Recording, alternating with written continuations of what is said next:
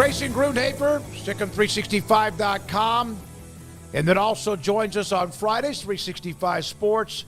Grayson, unless I'm missing somebody, they have 2 wide receivers, an offensive lineman, a nose tackle, which, of course, the Dave Aranda defense, anyone needs that if they run that defense. Edge, linebacker, safety. Who are they missing? Well, I mean, there's a few places that we can go with this. I mean,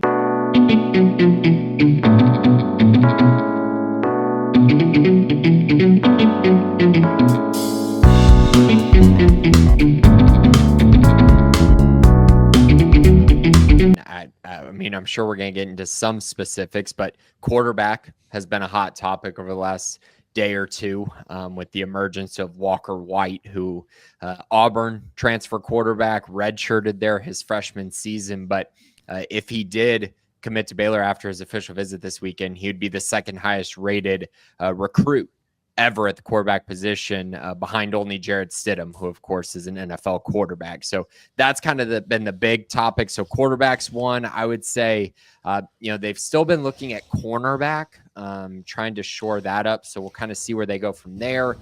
Outside receiver, you mentioned 2 receivers, both of those guys, Cole Wilson, Kobe Prentice, both seem like slot guys, to me at least, guys who are going to replace Ashton Hawkins and Monterey Baldwin. So they're still looking for an outside guy to put opposite Josh Cameron, essentially to replace Hal Presley and, some of Ketron Jackson as well. Outside of that, still looking at right tackles, I would think. Still haven't quite addressed that.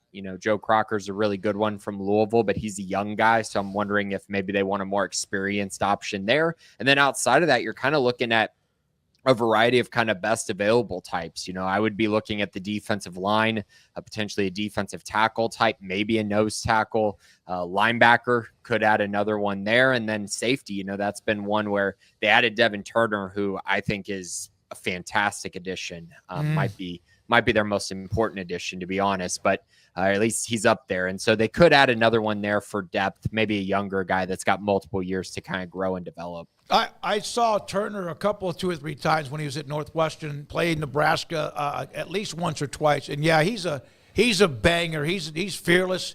I think that gives him some toughness coming up to force the tackles as well. I want to just comment on him because I do remember noticing him quite a bit. Craig? Grayson, in terms of departures, Corey Gordon Jr. jumping in the transfer portal. That name, I think it was the first time I saw a guy and I go, that's interesting. All the rest of the guys that sort of, don't play very much, but here's a guy who was pretty impactful. Your thoughts on Gordon entering the portal? I think he was impactful, but I also believe, he was kind of a guy who was right on that 2 deep line, right? Because until Carl Williams got hurt, he wasn't playing star. But once Carl Williams and Kendrick Simpkins were both out, they had to move someone up, and that's where Corey Gordon, kind of slid in and made some plays for them late in the season. He's obviously been a contributor at deep safety as well, kind of behind the 2 Devins, Devin Lemire and Devin Bobby, of course. But I think Baylor's built some pretty good depth back there. DJ Coleman kind of profiles very similarly in my eyes to Corey Gordon. So I feel like you're kind of just, swapping out the 2 there. And so I don't think that's much of a loss. You brought in Devin Turner, who I think profiles as a better player at deep safety, at least at this point in their respective careers. And Carl Williams is coming back. So I think in general, it's one of those guys you're losing a 2 deep guy, which is probably the first time we've said that, where they're losing a true 2 deep guy. Trey Wilson was kind of right on the fringe of that. And so, it's tough to lose, but also on the other hand, it gives you another spot to go use potentially on someone else or just kind of test other positions as well if you want to bring in other options. So I'm not going to say it's a good loss because I don't think that one is, a great loss. It's not great to lose any of your 2 deep guys, but I do think it's an area that Baylor can address and more than make up for. What are your thoughts on Walker White? Really good player. This is one where, you go back and you watch him play, and a lot of people have pointed out his accuracy problems, which he definitely had. Very raw prospect in that regard, had a lot of interceptions as well, but it's a little bit misleading because his senior season, he actually completed 63% of his passes, which was 10% higher than what he was completing during his sophomore and junior year. So he took a huge step forward. He took care of the ball more. And then, of course, he goes to Auburn, doesn't play much there. I think part of that is because he still is, in my eyes, a little bit of a raw prospect. I think it was going to take him a little bit of time when he got to the college level. He's a guy who's got a very high ceiling, but I do think he had to kind of mix that in with, more game reps, more experience, and just, more reps where you're actually throwing and trying to complete passes at the college level. It's a much different game, just like you see from college to the NFL. But I think Walker's a great prospect. You don't get inside the top 5 quarterbacks in a class unless you're really good at something. And the things that he's really good at are huge arm, like one of the bigger arms I think I've seen from a potential Baylor quarterback. I mean, his arm's huge. I mean, he can make every throw because of that. And then you also look at his feet, right? He's a very good runner, ran for a bunch of yards, 30 touchdowns. He's big, he's physical, like 225 pounds, but he's also fast. Like, I think he's the closest thing as a runner that Baylor, has kind of evaluated or had on campus, or potentially a guy who could end up at Baylor since, someone like a Seth Russell. I don't think he's as fast, but I do think there's more athletic upside there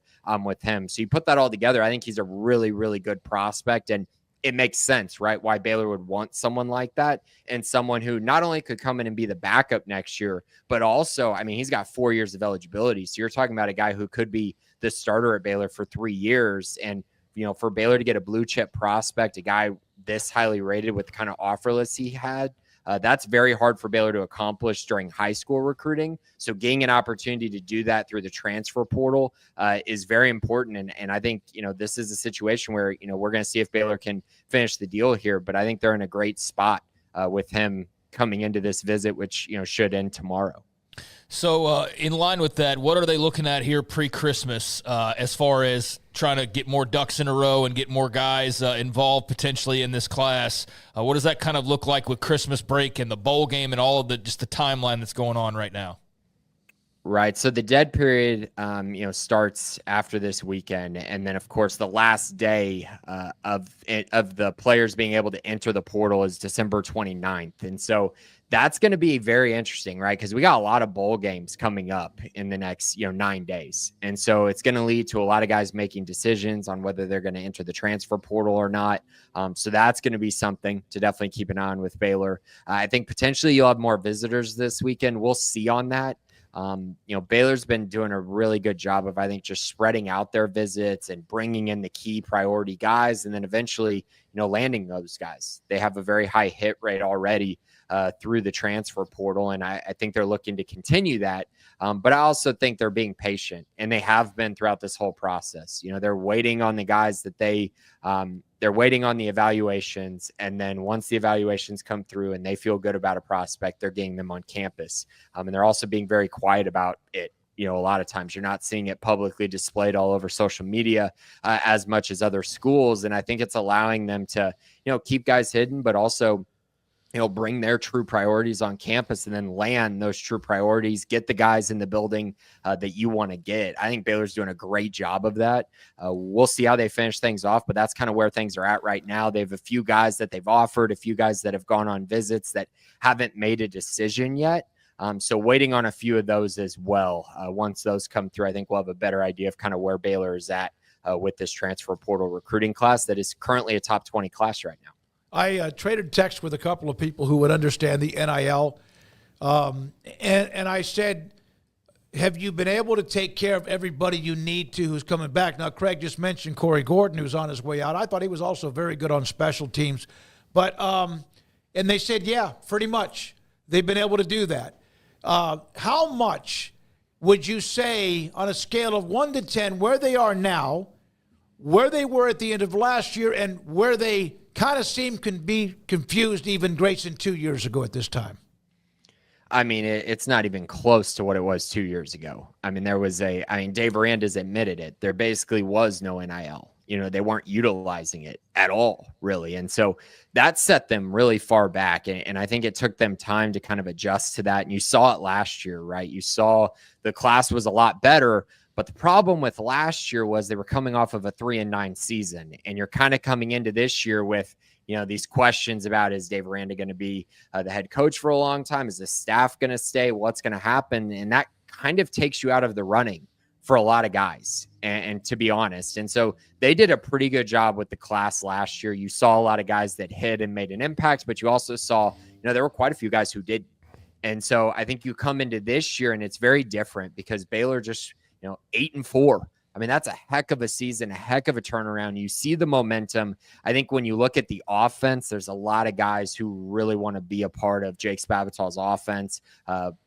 Catch passes from Sora Robertson, protect for Sora Robertson on the offensive line. There's just a lot of intriguing parts to this offense that's going to make it very explosive, and I think makes it very conducive for offensive prospects to want to play. And then on the flip side, defensively, you got a lot of open competition and a lot of open playing time available for guys, and that's very intriguing.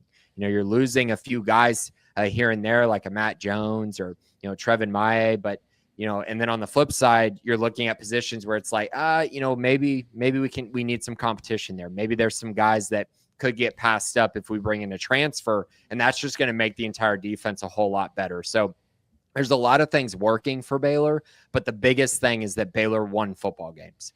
That plain and simply, them winning football games put them in a different level, gave them a better opportunity with potential prospects. And then, of course, catching up with NIL, which they pretty much did last year. I think it's at an even better place now, but now they have wins behind it and momentum behind it. And that is just something they certainly did not have last year. Grayson, Baylor unveiled the uniforms they'll be wearing for the bowl game, and LSU countered. They're going to be wearing the white helmets. I was wondering when Baylor had the yellow helmets, like that was kind of confusing playing LSU, but LSU is going to wear white, so that got all cleared up. But that was just a part of the tease for this game. I don't think we'll talk to you again before then, most likely, but either way, your thoughts on what this game against LSU means, if anything, and just what you see out there as far as what matters here in this game and in this matchup for Baylor football.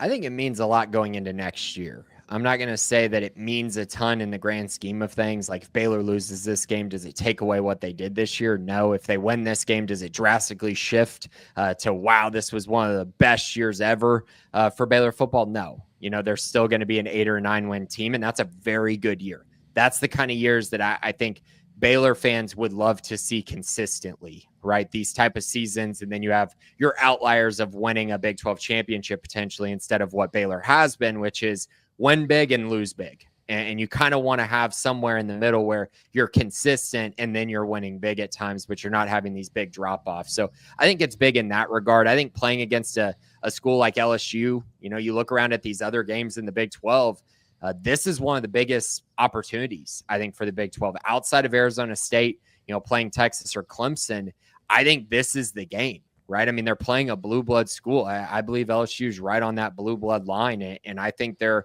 a program that has a lot of talented guys. They're not planning on going to Houston and losing this football game. I don't care who's playing for them. They sold out their allotments. Their fans are still excited and ready to go win this game. They have their quarterback back, who I do believe is an NFL caliber guy. It's going to be a battle, and both teams are fighting for a lot, I think, and both teams are fighting to try to continue momentum into the offseason and then build that momentum going into next year. And LSU's on a 2-game winning streak. Baylor's on a 6-game winning streak. So both teams are coming in with some momentum, and they're trying to carry that momentum into the offseason and then, of course, into next season, which in my eyes is the biggest reason why Baylor needs to win this game, because there's so much momentum right now, and you just don't want to see any of that end. And if they win this game, obviously it's just going to be through the roof going into the offseason, in which, truthfully, Baylor, there's a very good chance Baylor could be picked to, maybe be the favorite in the Big 12, or at least be one of the top 3 teams. You don't want to be the favorite, not in this conference. You don't want. I know what you're saying. Yeah. Grayson, but you don't want to be the favorite. That always seems to end very poorly. Hey, man, thank you very much. There are times when I get inside the forums and I see so many different stories about the transfer portal. Before that, of course, National Signing Day and high school recruiting and so much more.